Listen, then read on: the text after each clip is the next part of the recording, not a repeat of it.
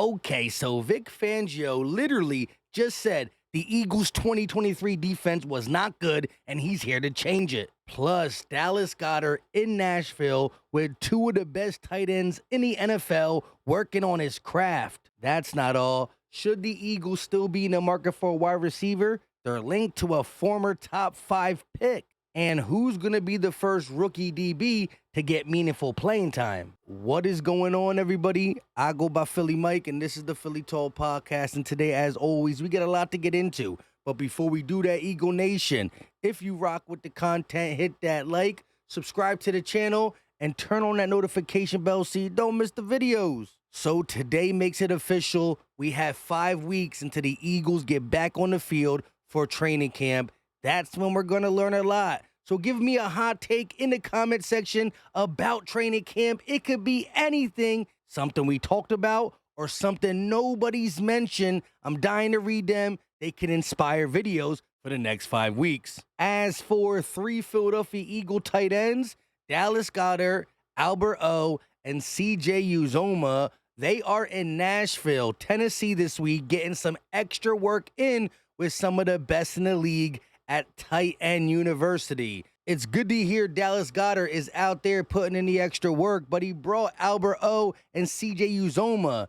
I'm thinking CJ Uzomah is tight end 2, Albert O fighting for tight end 3, but Grant Calcaterra is also fighting for that job, but he didn't go to Nashville to train with Dallas Goedert and CJ Uzomah, so shout out to Albert O. At the end of the day, the invite-only camp is run by George Kittle, Travis Kelce, and former Pro Bowl turned broadcaster Greg Olsen. It doesn't get better than that. Greg Olsen has a lot of knowledge he could probably give to Dallas Goedert. Travis Kelce, the best route runner we've seen at the tight end position in a decade. And George Kittle, just a do-it-all guy, similar to Dallas Goedert when you look at how good they block and run routes. So these are guys that Dallas Goedert should be learning from, should be working with to continue to grow his game. And I got Dallas Goedert fringe top 5, top 7. He just got to stay healthy. Remember in 2022, he was off to a fast start, not only making big-time plays,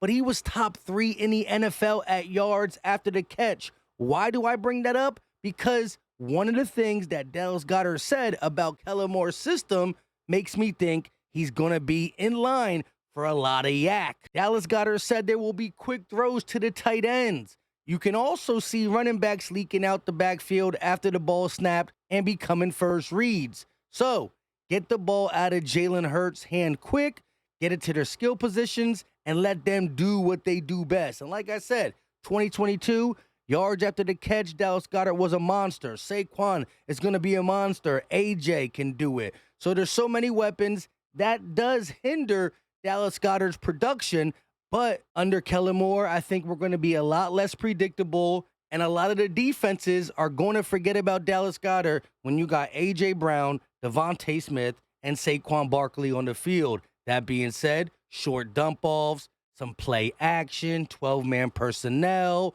more snaps under center, letting Jalen Hurts know he can use his safety blanket, especially in the middle of the field. Dallas Goedert, again, it all starts with him staying healthy, but Kellen Moore will not forget about Dallas Goedert like we've seen other OCs in the past. Anyways, the NFL tweeted in, Kittle, Kelce, and Olsen are hosting the first ever Tight End and Friends concert for Tight End University. Don't know what channel it's going to be on, but it's tonight. I guess they're going to be singing. Maybe Dallas Goedert gets on stage. Maybe there's some celebrity musicians. I don't know what channel or time, but it's going to take place tonight after they put in that good work during the day. As for a Bleeding Green Nation headline clip, Eagle News, ESPN says Philadelphia deserves the best offseason grade of any NFL team. They went through the long list of things we did, but as Eagle fans who pay attention to this channel, we've talked about them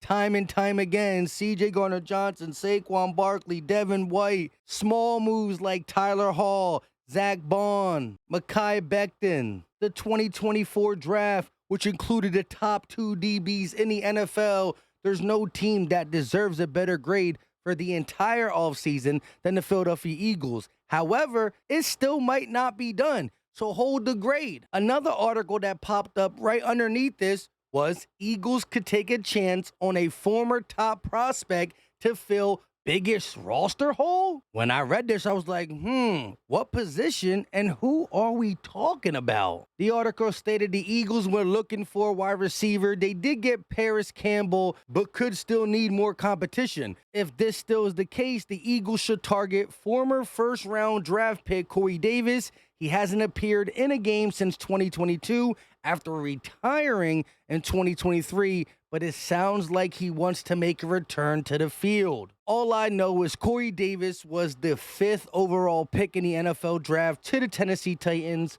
had up and down seasons, never really took off like he was supposed to, but his last stop was the New York Jets, and he did make some nice grabs as a number 1, then he became a number 2 before he ultimately retired. Could he be a legit third wide receiver option for the Eagles? I don't know. I told y'all multiple times, I like Paris Campbell. I'm willing to give John Ross a try. And everybody seems to forget the Eagles drafted 2 wide receivers, Johnny Wilson and Anais Smith. Eagle fans don't forget, but national media, national outlets, when they write their articles, all they talk about is the Eagles have Paris Campbell and John Ross.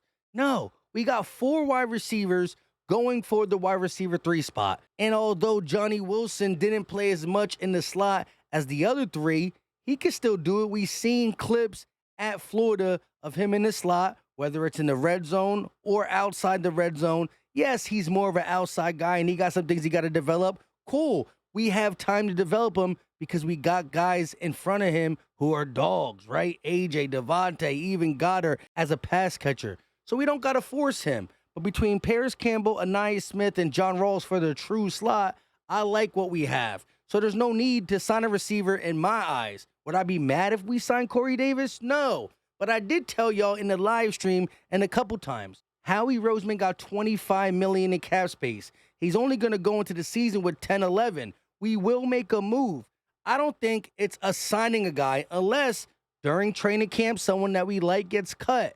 I still believe there's a guy on the roster, a linebacker / pass rusher on a roster that Howie Roseman is waiting for the right time to trade for. It could be today, tomorrow, or a week before the season starts. You know how Howie Roseman gets down. I still like the idea of Matt Judon in a 3-4 system under Fangio. He will be a perfect piece. Can drop back, utilize as a legit linebacker, a pass rushing linebacker, a joker, inside, outside. He's just a versatile piece that would really, really complete the whole defense of the Philadelphia Eagles. Speaking of the Eagles defense, Vic Fangio got an interview while he was golfing, and he low-key took a shot on the 2023 Eagles defense. He said they weren't good, and he's hoping to turn it around. It feels great. You know, I grew up an Eagles fan many, many years ago. My pro coaching career started in Philadelphia 40 years ago, so hopefully I'll have a little run here and finish it in Philly, too. Yeah, they weren't very good last year, and, you know, we have brought in some new players. We have some new coaches, too, and like the way the guys worked in the offseason work program, and I'm excited to get camp started and get going, and hopeful that will be a better defense. He's not wrong. We were bad, but I like how he said it, and I like what he said about us getting better. We got some more players. He likes the way things are going, and he hopes to be the DC for not just 2024 until he retires. We need that mean green machine defense for the next 3-4 years as we go on runs. With that being said, I got a question. Come the regular season or come time for these rookies to step up, who gets more PT or the first PT with the starters? Cooper DeJean or Quinyon Mitchell? That said, Christian Parker wants to try to find a home for Cooper, one spot in particular where he can settle in and be comfortable, which is why it makes sense that the slot for now will be that spot. Again, if it was DeJean versus Mitchell to start outside, Mitchell will win, but I think there's an easier spot in the slot. If you really got the competition as Slay, Bradbury, Ringo, Isaiah Rodgers, and Quinyon Mitchell versus the competition of Avonte Maddox, Tyler Hall, Cooper DeJean, I think DeJean has an easier spot to steal that than Mitchell. I'm just saying. Now, Isaiah Rodgers, if he don't win the outside, could find himself competing for inside too, because he could play in both. So maybe it's a little harder than I thought, but that's why I thought it was interesting when Christian Parker said that, because it's probably the easiest route for DeJean to get on the field early in his rookie campaign. With all that being said, I go by Philly Mike, and this is the Philly Talk Podcast. Leave all your thoughts in the comment section. I absolutely love hearing from y'all. Drop the muscle emoji, hit the like, subscribe to the channel, turn on the notification bell. And like I said, we got over 50 in the last video again. Y'all the real deal, Holyfields. But again, leave your thoughts. I love hearing from y'all. It inspires videos. And follow your boy on Twitter at Philly_Mike25. We chop it up Eagles 24/7. We out.